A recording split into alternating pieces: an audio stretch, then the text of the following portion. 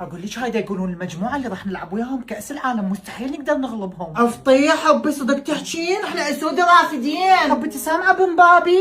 سامعه بهالاند؟ سامعه بماني؟ ماني هذا وين يلعب؟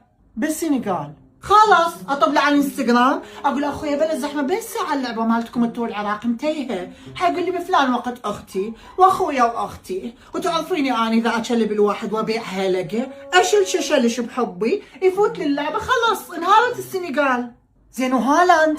هالاند مرتبط من حبيبته، مرتبط بوحده اسمها ايزابيل.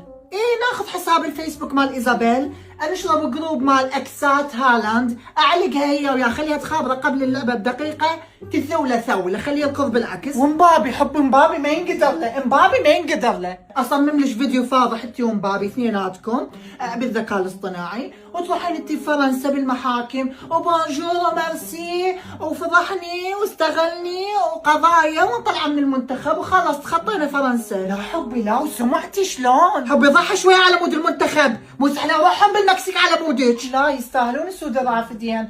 زين هسه شنو اول خطوه نسويها؟ هسه بوجهك لفرنسا حتى من اصمم الفيديو ونشره على اقرب محكمه وترفعين قضيه.